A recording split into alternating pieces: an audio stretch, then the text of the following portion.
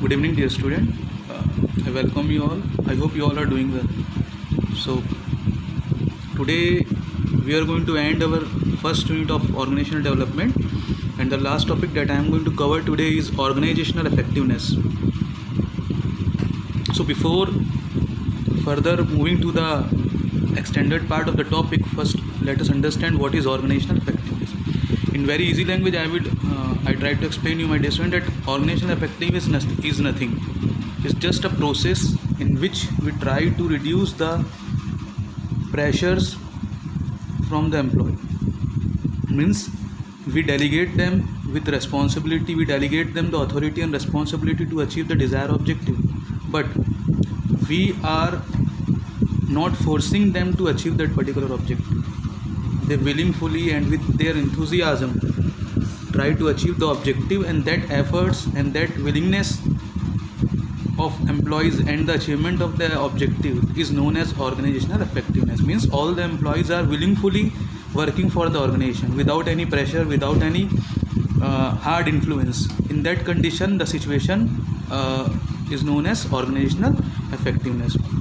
We can look up to the one example of this. Here you can see he is an employee. I know he is not looking like an employee, but then also he is an employee and it is his objective.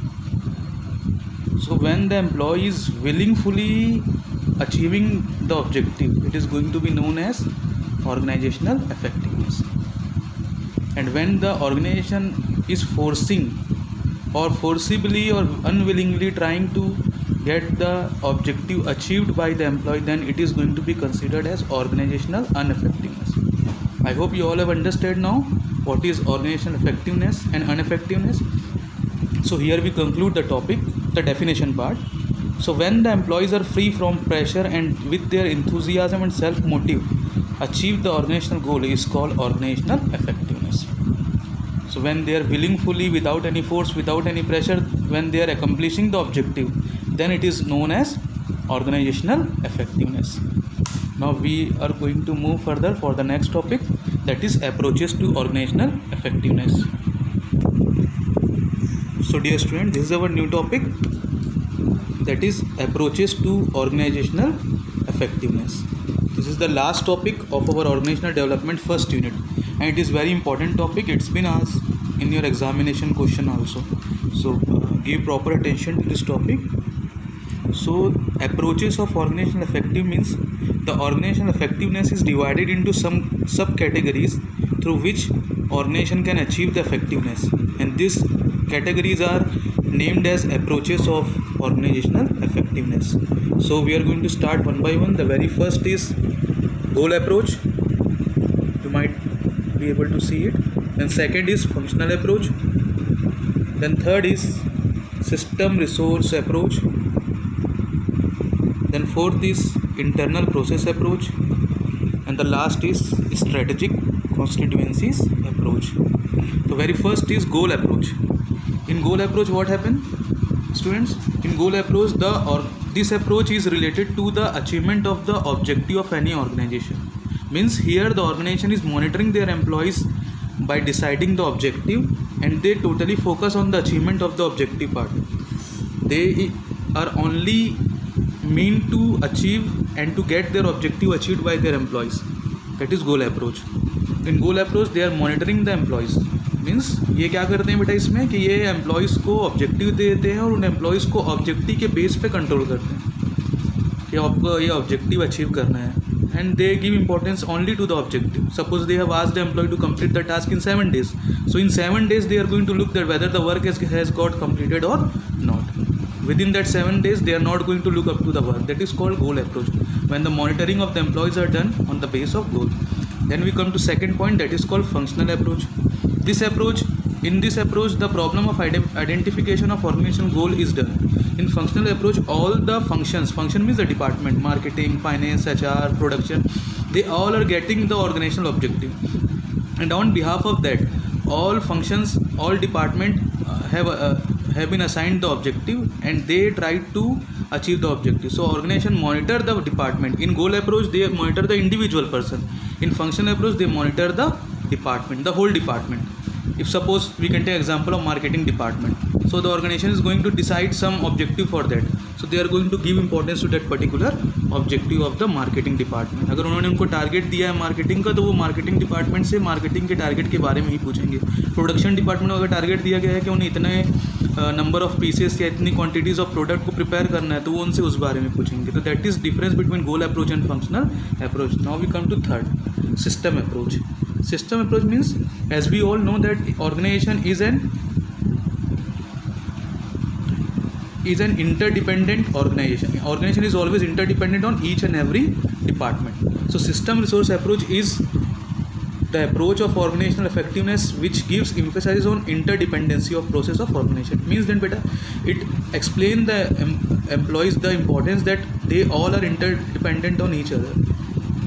If one is not going to work properly, other are going to suffer for that. That is system resource approach. That organization is running with the help of a system, with a process, and all the processes are interconnected to each other. Every process, no process is not different from any other department. They are not distinct. They are always interconnected to each other. Then second last is internal process approach. In this approach, the organization internal capacity and capabilities is evaluated. In this approach, my dear student, the organization try to evaluate the capacity and capability of the internal factor organization. They are going to measure and the performance of the employees, all the other department, whether they are working properly or not. We can take the example of internal auditing. Before the auditing, what internal auditing take place. For example, we can take example of verification or inspection takes place in the organization. Just like that, internal process approach works. They try to find out the mistakes and the weak links in the organization, and once they find it, they try to cover it. The last is strategic constituencies approach. Strategic constituencies approach means, बेटा constituencies means होता है organization या फिर firm. तो strategic constituencies approach का मतलब होता है कि constitution या फिर किसी भी फर्म या किसी भी ऑर्गेनाइजेशन की जो रिक्वायरमेंट होती है, जो डिमांड होती है, उसको फुलफिल करने के लिए जो हम स्ट्रेटजीज प्रिपेयर करते हैं, उसको बोला जाता है strategic constituencies approach. In easy word we can say that it is just a play of demand and supply. We have read this particular topic in managerial economics in our first semester. So this particular topic is related to that only. But here the demand is not of the consumer. Here the demand is of the organizational requirement. Whatever the employee's requirement is there, whatever the firm requirement is there, the firm and the owner tries to fulfill all that particular requirement and demand so that their organization can achieve the objective effectively. Suppose some employee who want to increase their salary, who is not satisfied with their old payroll, so they want to improve their salary, they want their salary to be incremented. So in that case, if they are going to complain or put some request in front of the organization, in that condition, when the organization is fulfilling their requirement, that is known as strategic constituencies approach. So that because beta one happy employees is providing multiple potential output to the organization. So this is what strategic constituencies approach is. So conclusion, I have not written the conclusion, I can explain you orally that. So this is what approaches of organization is all about. There are 5 approaches. First we have gone through goal approach. Goal approach means to try to monitor the employee by the determination of goal to them. Then functional approach, they try to identify the goal of every department like marketing, sales. Then system resource approach to explain the importance of interdependency in the organization. Then internal process approach to measure the and evaluate the capabilities and capacity of the internal factors. And the last is strategic constituencies approach. In this approach, they try to fulfill the demand and requirement of the firm.